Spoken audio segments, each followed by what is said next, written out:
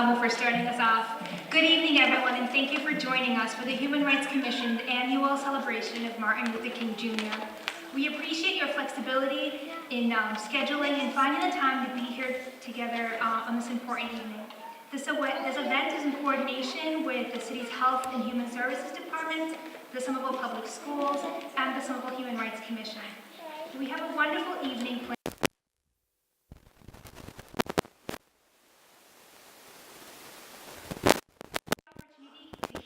Winners of the year's MLK Student Essay Contest. But before we begin with today's program, I want to take the opportunity to introduce you to a few members of the Human Rights Commission. Please welcome to the stage Laura Vasari, Amy Henson, and Michael Henson.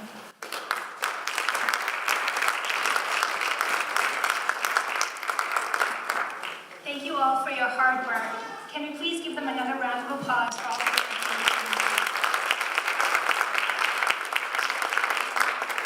Thank you so much. And now to get started, I want to introduce you to our amazing MC for the evening, Marcus Santos.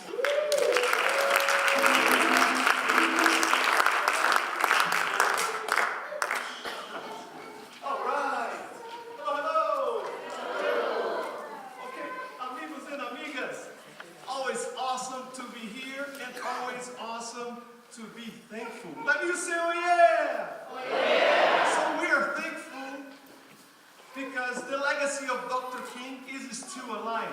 Isn't that right? Yes. Let me say, oh yeah? Oh yeah! And we are also thankful to live in the best city in this country. This Somerville rocks, it is the way we know that, right? Yeah. And I can say that as an immigrant, as an American, naturalized American. The city welcomed you with open arms, with the vision of the best mayor in the country. The best music director, I teach at Somerville High School, by the way. The best music director, Mr. Rick Sanders. So it's great to be here. Thank so much the Human Rights Commission and the NENCYs for the invitation, for being your MC somehow, some way again. Yes. All right, thank you. So, to get the party started, we'll welcome the mayor on the stage, but Mr. Mayor, we have a question for you. We saw you see that's our students from Somerville High. That's the World Percussion Ensemble. They're super excited to play for you, by the way. We only had 3 classes, so we prepared 3 rhythms. Right? So one rhythm from Jamaica, one rhythm from Brazil. Oh, maybe that's not a good question for you. Is it? And one rhythm from America. Would you have a choice of which one you want us to play as you walk on the stage? Brazil? All right, sounds good. All right. So, ladies and gentlemen, let's please give a warm welcome to Mr. Mayor Joseph Curtatone.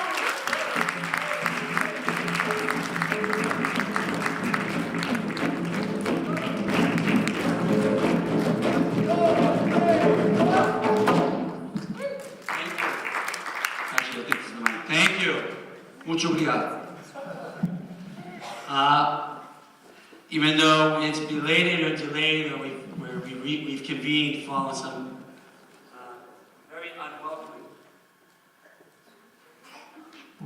very unwelcoming weather last week. Happy MLK Day.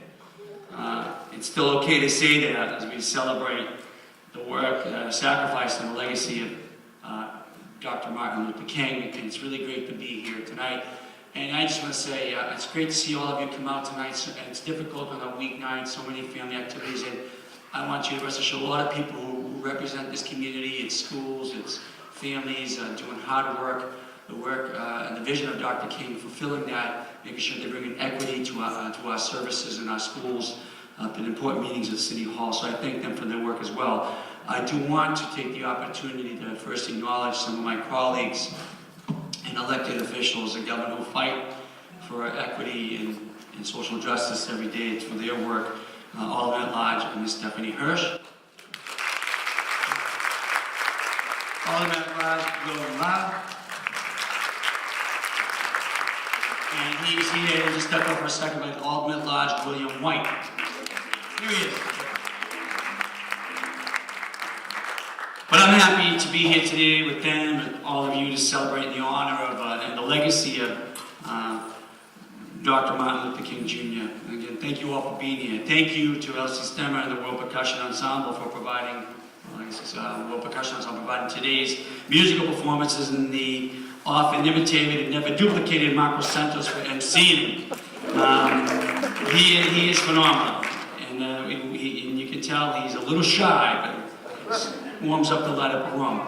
I also want to thank all the people who volunteer and commit their time for the important work on the Human Rights Commission. We saw Lara, Amy, and Michael for hosting this event and all the work they do for the residents of this community. Thank you to the Somerville Public Schools and to the Somerville Health and Human Services Department. Doug Kress, its director in the back of the room, Nancy Bocci, seated next to him, and Ms. NENCY, SALAMOUN. Great work, for the work on today's ceremony, the work you do every day. Surely, we'll all be hearing from some of our students each year when they share their essays. I'm reminded of how thoughtful, compassionate, and engaged many of our young people are, and I'm also reminded how important their voices are. Here are just a few examples of what Somerville's youth accomplished last year by speaking up with their voices for their and their community's values. Student leaders at Somerville High School organized walkouts as part of the March for Our Lives to keep focus on gun violence, especially in schools. East Somerville Community School students wrote compelling letters making the case for celebrating Indigenous Peoples Day rather than Columbus Day. And the Somerville High School Gender and Sexuality Awareness Alliance started a fashion trend with its Prayerville shirt fundraiser. There are those who would say these students are too young to understand the big issues that they're engaged with and that they're too easily offended or that they're quote-unquote snowflakes. I think you'd agree those people were wrong. In a particular sermon, Martin Luther King Jr. said, "Light has come into the world, and every man must decide whether he will walk in the light of creative altruism or the darkness of destructive selfishness. This is the judgment.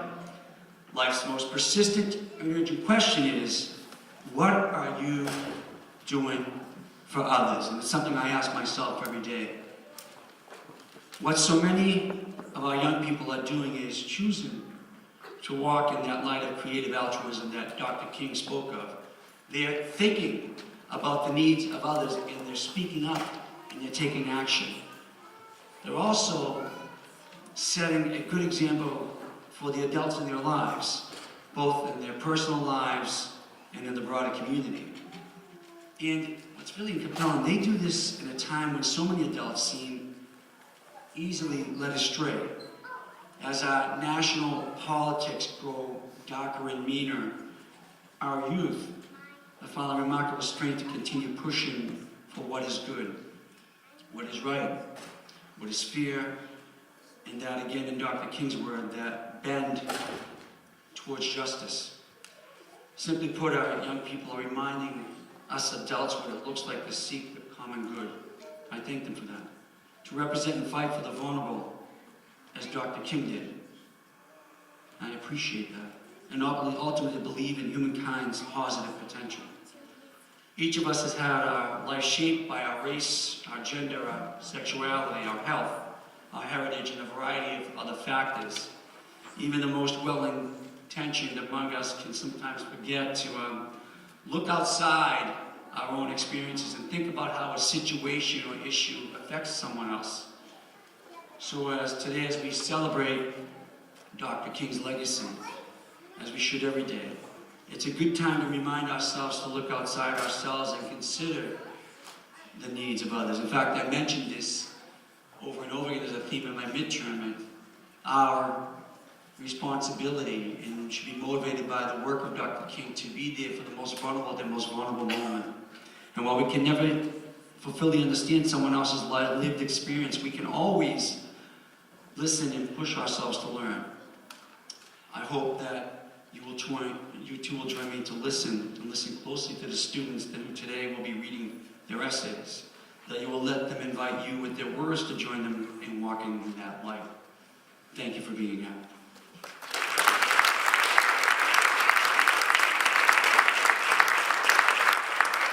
Marcus Santos.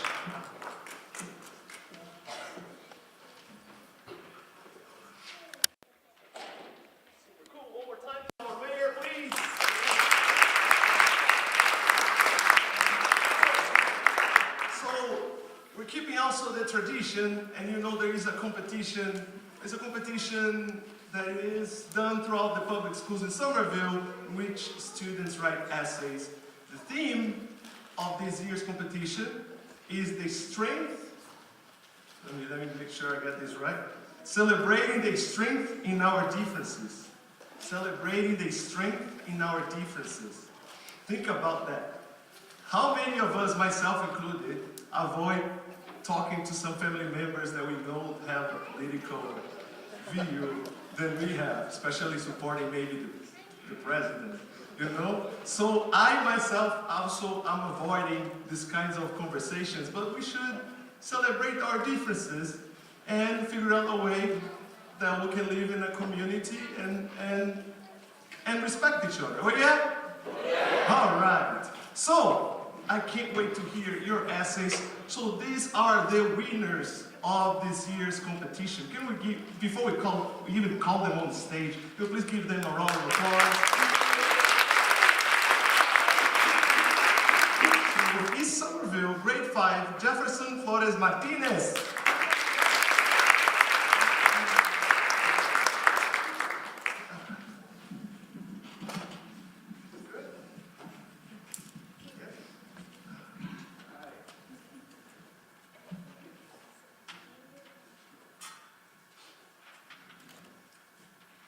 My name is Jefferson Flores. I am someone who has grown up speaking 2 languages. I may not speak one of them too well, but I know one day I will. I am the older child of my family. I am the child of immigrant parents. I love my family with all my heart because I don't know what I would do without them. I am a musician, and I love to play my 2 instruments, violin and clarinet. I have a religion which is celebrate the Creator, God, and His Son, Jesus Christ. I believe in my God, and I love my God as much as I love my family, and nothing will ever change that. In the whole world, many people are different from each other in many different kinds of ways. One thing that makes people different from each other is their religion. For many people, they can be Christian, Jewish, Muslim, or other. Another way people are different from each other is their skin colors. People are all shades of colors, but this does not mean they don't deserve equal rights based on the color of their skin. And this is why Martin Luther King Jr. fought. He fought to give everyone what they deserved, equal rights. Because if it wasn't for him, this world would not be the same. And the person who has positively impacted my life is also different from me, because they have a different religion and are born from a different country. This person is my former violin teacher, Miss Aya, and she hasn't just positively impacted my life, but also has taught me many things that have helped me be the great person I am now. She taught me to always never give up, and that has taught me to be persistent. In addition, she has taught me to step up to challenges, no matter how hard they can be. And because of what she has taught me, it has made me the great, honest, and kind person I am now.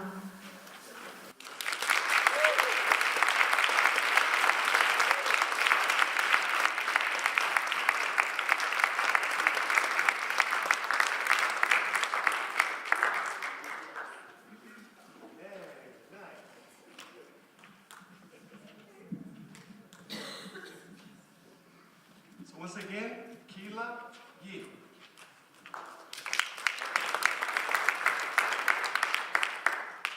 Everybody shares their differences in this world, depending on race, religion, gender, or political beliefs. And as unbelievable as it is, people still have a maturity to accepting these differences. And that's all right, because those of us who have learned to learn have the power. But what does that have to do with positive differences? Well, Well, you may not know it, but being different is good. To you, difference might be positive or negative, and that's all right too. To me, difference is knowledge. It's a chance of educating. When you meet someone that looks, talks, or dresses in a distinct manner, ask them, where are you from, or what language do you speak? Maybe the answer could be something you have never known, if you have not talked to that person. It's all about asking positive questions and receiving positive answers. Now think of there being no difference in this world. How would you be able to ask questions to a person that has the same looks, mindset, and traits as you? In that situation, you'd be talking to a mirror. Of course, there are a lot of more ways that prove difference can be definite. Of course, nobody does the same things. You can never have the same everyday routine unless you're living with a club. That's an advantage. Being someone different from you can always lead to other possibilities. Looking to their experience and examine the good things, maybe you'll end up trying it one day. So how do I know this? I have met many people different from me. Some people that I don't even understand but try to communicate with. Meeting people has helped me in many ways, like style or language. Those are just the small things. The big things happen every day.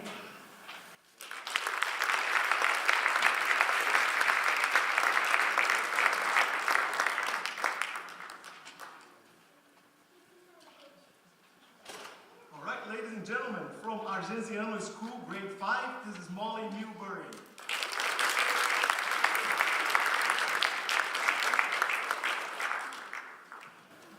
A few months ago, I opened a book. I had no idea how much it would impact me. It was about an African woman named Wangari Maathai. She was a women's rights activist and an environmentalist. She had been attacked and put in jail so many times, but she didn't back down. The words on the page were so crazy to me. I wanted, and still do, to become the kind of person she was. I am in agreement with what she said. I am very conscious of the fact that you can't do it alone. It's teamwork. When you do it alone, you run the risk of that when you are no longer there, nobody else will do it. When I listened to that quote, it made me realize something I had never known true all my life. Teamwork is just as good, if not better, than working alone. I searched around for another Wangari quote. Here it is. Finally, I was able to see that if I had a contribution I wanted to make, I must do it, despite what others said, that I was okay the way I was, that it was all right to be strong. This was the quote that inspired me the most. It shows that even if some people don't believe what you are doing is right, if you do, that's all that matters. Although she may seem very different than you and me, we are all part of the same human family. We all eat, sleep, drink, and breathe. What is different about us makes us awesome. She made me want to speak up. She made me want to get good things done in the world. She was a tireless activist, and I wish for everybody in the world to work for what's right like she did. I think all of you should be inspired by this wonderful woman.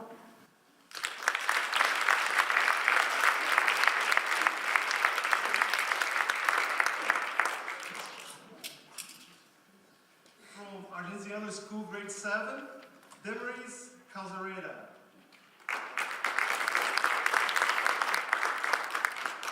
I have been going to the Argenziano School ever since kindergarten.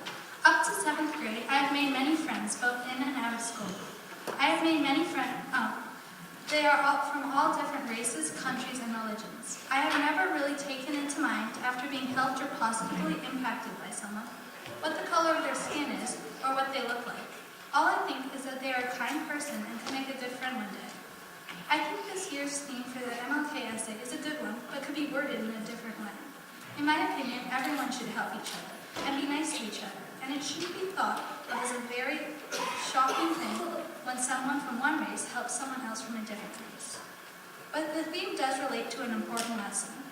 One time, in the summer between 4th and 5th grade, I was going to a one-week overnight camp in a different state near my grandparents.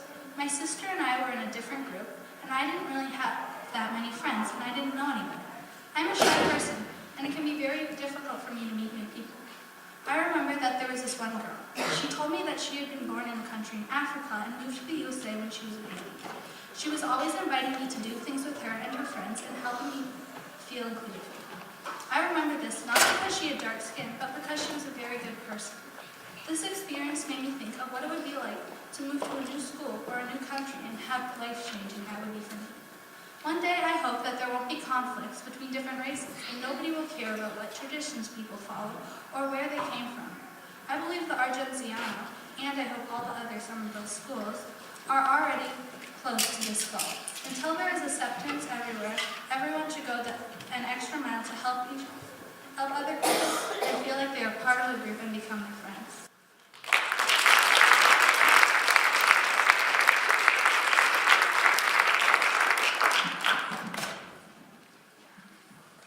From Somerville High School, Kate Johnson.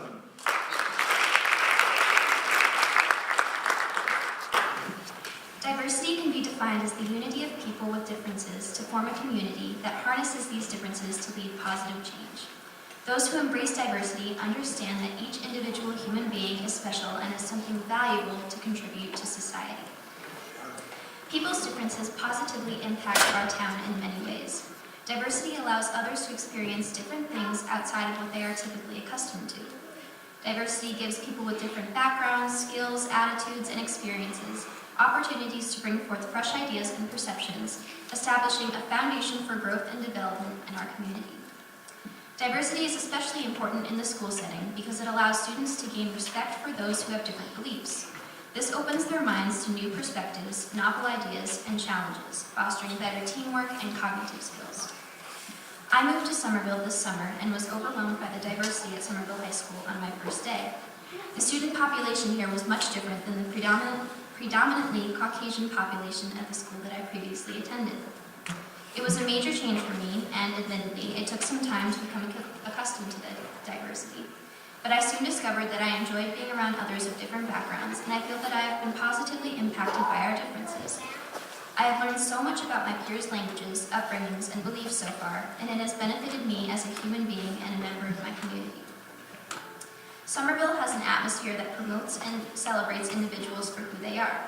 I have found only in my short time here that the people in this town are committed to recognizing and appreciating the variety of characteristics that make individuals unique. The community here is very special, and I am lucky to have moved to a place that values the strength in our differences.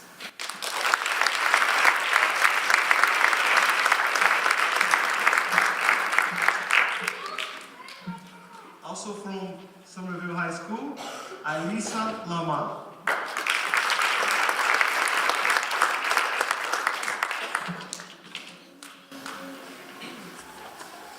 Different. Though society often condemns individuals for being different and too unique to an extent that becomes awkward, this was an important factor to the generations before us, still is, and will be important for the future ones to come. Our differences are what makes us us, whether from the biologically driven stance or in our personal lives, whether our race, ethnicity, culture, homeland, gender, sexual orientation, identification, size, mentality, status, health, religion, or being itself. Our differences bring forth a divergence to the world plate. We are one melting pot that emerges as one. The individually most detailed aspects of our being gives us each a unique spark, and when the community unites as a force with differences in hand in hand, our eyes open. We stray from ignorance, we experience and merge with ideologies, concepts, and embrace aspects of all of us. Different in my dictionary is a revolutionized term where it does not play to make someone an outcast, but it highlights diversity in the world and brings unity within us. Being unique is more than good, but rather necessary from how it provides richness in our community, a variety, a range, an awakening to one's narrow thoughts, as you would put it.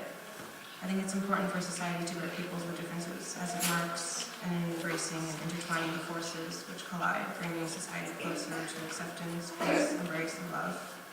It promotes for unification and welcoming to give function to our society.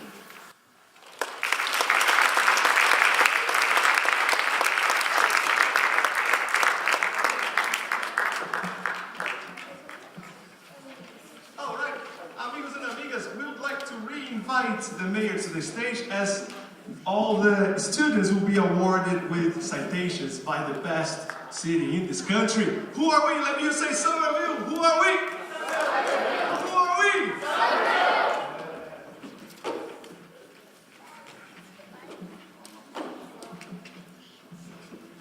So I'm going to be assisted by my colleagues, Alderman Stephanie Hirsch, see if we can figure out who she's going to present the citation to, Bill White and Wilman Barr. First to Kayla Lee.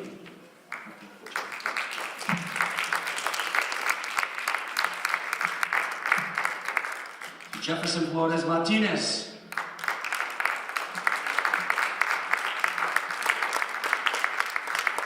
To Molly Milbury. This is a team, not organized. Demarise Hirsch Casaretta.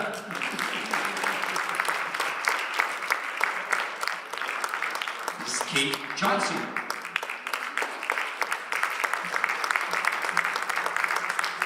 This is Lisa Lama.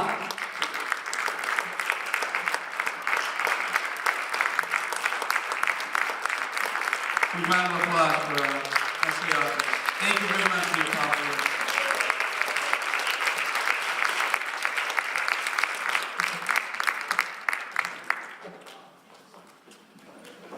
The celebration of Dr. King, and we have the best El Sistema program in this country too.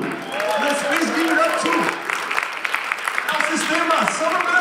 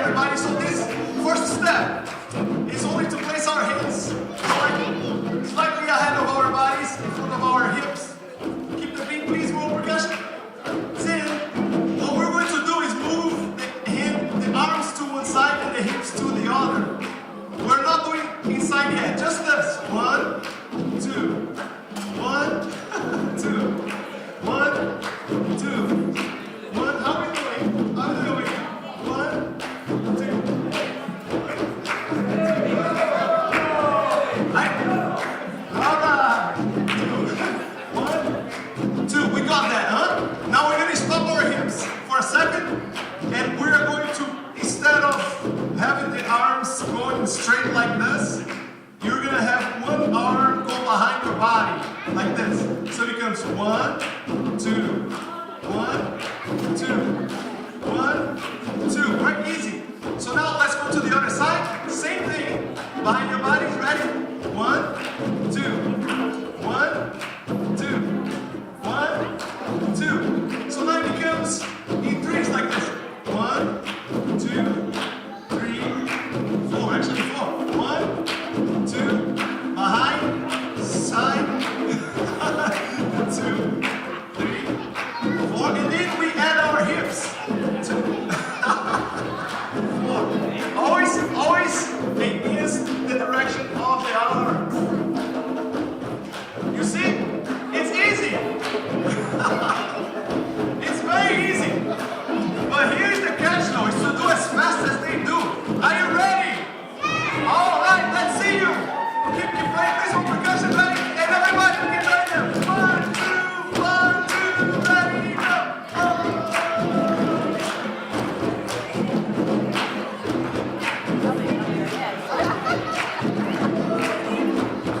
Very nice, very nice.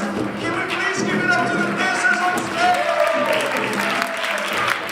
All right, dancers.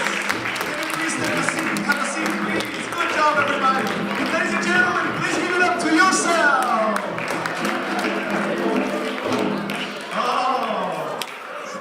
I mean, every other group that came as an immigrant somehow, not easily, but somehow got around it. Is it just the fact that Negroes are black? White America must see that no other ethnic group has been a slave on American soil. That is one thing that other immigrant groups haven't had to face. The other thing is that the color became a stigma. American society made the Negro's color a stigma. America freed the slaves in 1863 through the Emancipation Proclamation of Abraham Lincoln, but gave the slaves no land, or nothing in reality, as a matter of fact, to get started on. At the same time, America was giving away millions of acres of land in the West and the Midwest, which meant that there was a willingness to give the white peasants from Europe an economic base. And yet it refused to give its black peasants from Africa, who came here involuntarily in chains and had worked free for 244 years, any kind of economic base. And so emancipation for the Negro was really freedom to hunger. It was freedom to the winds and rains of heaven. It was freedom without food to eat or land to cultivate, and therefore it was freedom and famine at the same time. And when white Americans tell the Negro to lift himself by his own bootstraps, they don't look over the legacy of slavery and segregation. I believe we ought to do all we can and seek to lift ourselves by our own bootstraps. But it's a cruel jest to say to a bootless man that he ought to lift himself by his own bootstraps. And many Negroes, by the thousands and millions, have been left bootless as a result of all of these years of oppression and as a result of a society that deliberately made his color a stigma and something worthless and degrading.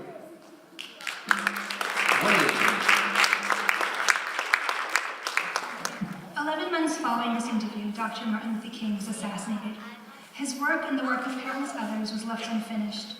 The civil rights movement in the 50s and 60s was just one piece of the puzzle in the fight to end discrimination and provide equal protection under the law. The clip we just saw is part of a longer interview in which Dr. King references a new phase of the civil rights struggle. Today, we must continue this new phase of Dr. King's work of dismantling the systems of racial inequity and oppression deeply embedded in our society. As we just heard, Dr. King reminds us that we cannot forget to look over the legacy of over 200 years of slavery and nearly 100 years of segregation. We cannot forget the countless laws and policies that continue to have repercussions today. As Dr. King put it is a cruel jest to say to a bootless man that he ought to lift himself up by his bootstrap, as many have been left bootless as a result of all these years of oppression and stigma. These words were spoken over 50 years ago, and yet today we continue to see this reality persist. In our society, we continue to see people of color facing vast inequities in housing, education, health, and wealth. We see barriers and disparities throughout our criminal justice system. These systematic barriers did not come overnight, and this fight will require our sustained presence. So when we remember and honor Dr. King, we must do so by continuing to commit ourselves to this work and towards a committed fight for a just and equitable society. Thank you.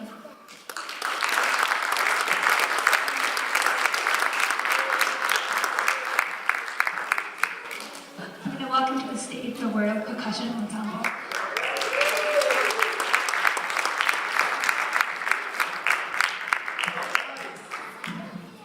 Okay, amigos and amigas, we are getting close to the end, and you say, oh.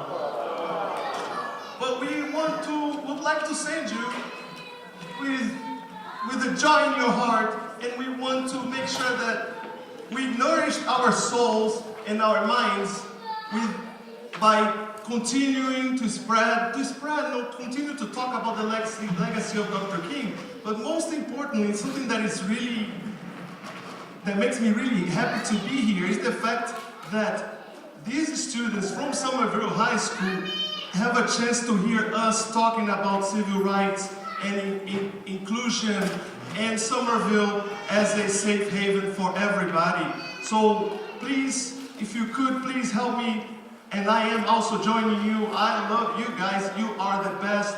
Thank you for being amazing and making my mornings at Somerville High School entertaining. I love to play the drums with you and laugh and cry. So can we please give it up one more time to Somerville? World Percussion Ensemble! All right, and beans. Oh, and by the way, you know, we have one of the best music programs in the country. I saw them 3 times. Do you know how many times I saw them? 3 times. That's right, 3 times. We had 3 classes. And we prepared this little something for you. Do you know why that happens? Because of the solid work that the public schools are doing, not only at the high school, but also in the middle school as well. So that's why we're able to do this. All right, we ready to rock and roll? Rock and roll? So, we're going to play 3 rhythms, one from Jamaica, one from Brazil, and one from America. Let's start with the first one. So this is Nyalini. These are the roots of reggae. You can't really hear reggae, this is the roots of reggae.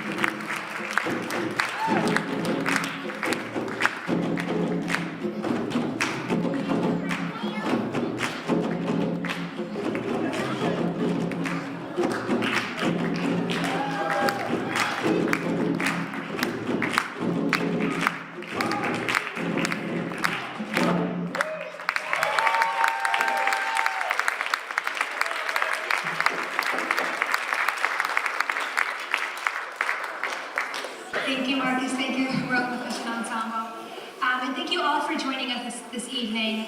I want to remind you that this is the work of the Human Rights Commission, so I want to give the Human Rights Commission one more round of applause. The Human Rights Commission meets every second Thursday of the month at 6:30 over at 165 Broadway. And this is the type of events they put on every year. And they also do all types of events throughout the year, including immigrant police dialogues, and respond to resident inquiries and concerns. And so if this is something that you're interested in participating in, we invite you to come to our meetings, again, every second Thursday of the month at 6:30. And our commissioners will also be available after the event to speak with you regarding that. Again, thank you so much for joining us this evening.